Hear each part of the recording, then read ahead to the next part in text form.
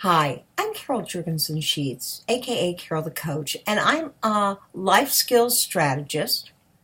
I'm a life coach, and I'm a therapist. And I work with every type of person. I mean, people that have low self esteem, people that have stress, people that are depressed, they have anxiety. They may have a condition like depression or bipolar depression or schizophrenia. But ultimately, I work with very healthy people that have somehow either A, never been taught the proper skills to take good care of themselves, or B, they used to take good care of themselves and something threw them off track. So today I'm going to talk about 6 of your most basic needs. And it's interesting because if you concentrate on these 6 basic needs for the year 2017, you'll find that you'll increase your own self-care, your own self-esteem, and you'll enjoy life more. So get a piece of paper and a pen ready because I want you to identify, are you taking care of yourself? Are you meeting these 6 basic needs? Now, the first basic need is physical. And everybody's different, but the old adage is you need 7 to 8 hours of sleep every day. And I don't know about you. How about you, Boo? Do you need 7 or 8 hours sleep? No, Boo needs 16 hours of sleep. That is the average that a dog needs. But I don't need 7 or 8 hours sleep. But for most people, they do. Some people need 8, 9, or 10. Do you take your vitamins? Are you good at following a doctor's instructions? You know, they say that 90% of all people go to the doctor and then don't follow the recommendations. I get that. It's kind of like mental health therapy. You may come and see me, but you pick what you want and you leave the rest. So, are you attending to what those physical needs are? And do you do it with a sense of confidence and excitement? I'm a big advocate of exercise. I have anxiety. It helps me to manage that. I was just sitting with some girlfriends tonight, and they said, Carol, you said almost everybody has racing thoughts. And you know what? I believe they do. This is a very crazy culture right now. And we are affixed to our phones. We're affixed to 7-minute scenes on television and movies. We have short attention spans. We multitask. And we've taught our brain to be on hypervigilant mode. And as a result, we have racing thoughts. We have anxiety. We may not even know that it's anxiety. So I'm going to ask you, what do you do from a physical standpoint to calm the mind? Do you take yoga? Are you taking Pilates? Do you read spiritual materials? Do you meditate? Do you pray? What do you do to calm the central nervous system down? Think about that. Okay, that's your physical needs. Then you have emotional needs. And if you've seen some of my videos, you know I'm a big believer in 5 major feelings and 2 experiences. The 5 feelings are anger, sadness, loneliness, fear, happiness, shame, and guilt. And it's important that we feel any or all of our feelings. But more importantly, we have to know what to do to manage them. That's the key. If I make a mistake, I recognize how I participated in that problem, how I contributed to the problem, how am I accountable? But then you know what I do? I let it go. I make a mental note that I won't do the same thing over, but then I let it go because I'm only human. So, do you beat yourself up? Do you look at a situation, a cheating spouse, a bankruptcy, a kid who's in trouble, and do you say, I'm at fault? It's all my fault. If you do, you're not meeting your emotional health. Because again, the number one life coaching principle I go with and by is I'm 100% responsible for my behavior.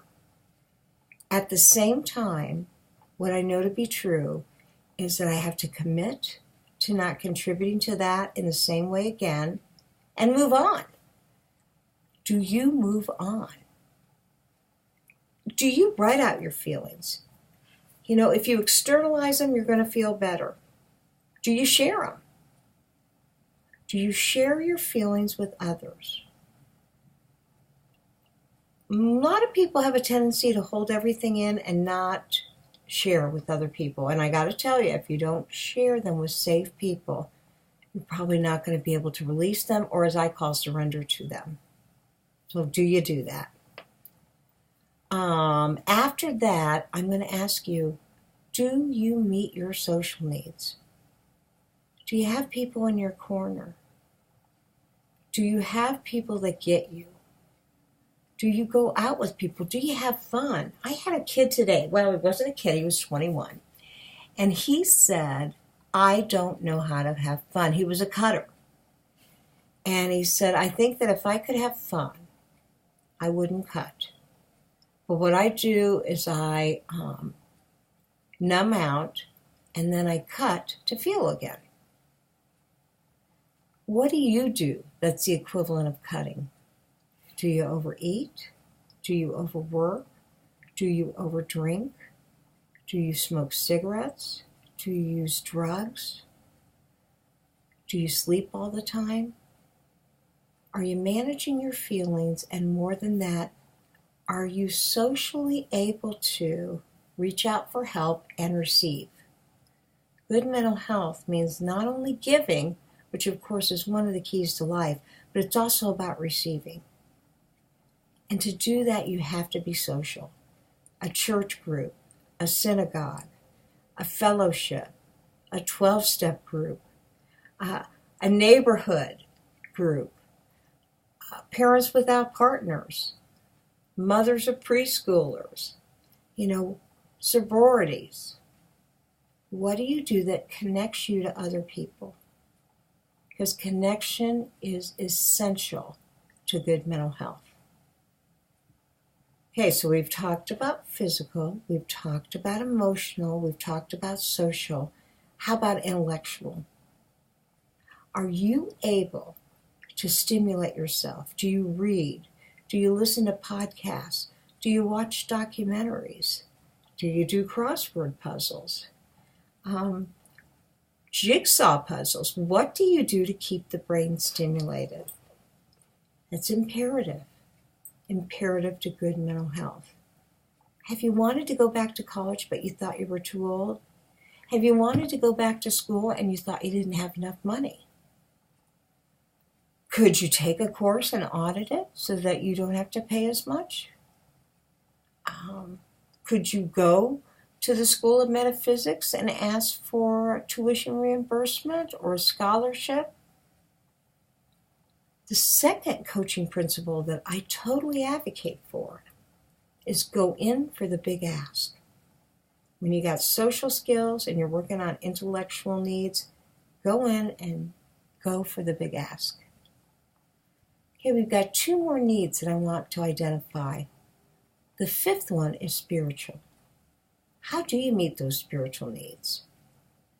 You can be Christian, you can be Buddhist, you can be agnostic, you can be atheist, but how do you reflect on something bigger and greater than yourself? Do you call it nature? Do you call it Jesus? Do you call it Buddha? What do you do? And if you're somebody that says, I don't believe in any of that, have you studied the fact that you don't believe in any of that? Do you have evidence to help prove that you don't believe any of that? Or is that an attitude? And I mean that as much for people that are willing to believe in something because they were brought up that way. You need to have your own personal evidence. just as much as I believe for somebody who says, I don't believe in any of it. Well, do you have some sort of scientific knowledge why you shouldn't believe? Do you have a group of people you can chat that up with? I recommend 2 things to get in touch with spirituality. I recommend being out in nature, whether you're cross-country skiing in the snow, whether you're floating in the water, whether you're walking in a field, on a hike, in the woods. So nature is the number 1 way that I say access your spirituality. And the number 2 way that I encourage you to access spirituality is witness something amazing. For me, it was the birth of my nephew. Watching my sister give birth was the most amazing thing, and it absolutely told me there was something greater than myself out there that has put together this whole plan. I'm not always sure what it is, but what I do know is it isn't all about me. So nature and finding some sort of miracle, maybe that's just watching a flower bloom or an ant carrying this 10 times the size of its own weight. I don't know, but here's what I do know. That if you sit quietly for 5 to 10 minutes every day and you just say, universe, tell me what I need to know, you will get some information about what speaks to you. You know, sometimes that is take better care of your husband. Sometimes that is Carol, slow down. Sometimes that's read the Bible. Read A Course in Miracles. Read a little Zen. Go to yoga. Meditate. Rollerblade. I get all sorts of messages that help me to take better care of myself and clear my mind of all the clutter. And that's spiritual for me. Last but not least, are you doing something purposeful? Do you believe that you're on this earth, that you've been put on this earth to contribute in a way that makes a difference in the life of somebody or somebodies, the community, your own culture, the world, another country, another city, another group? That's a really big question, but as a life coach, I have to ask, do you know what your purpose is? I swear in 2 things. One is, in another life, I was an Egyptian queen. I love jewelry. There's something about it. It's like I've experienced it before. And my archetype is one of teaching. I love to talk. I love to teach. I love to share. You know, I couldn't have kids, so I've never really seen myself as a mother. But for some of you, you are mothers and fathers, and that's your purpose. For others, you manage companies and take care of your employees. For somebody else, you lead a Bible study. For my neighbor, she helps people to find their wealth. So think about how you contribute in this world. Write it down, talk about it, and own it. Be humble, but own it as your own.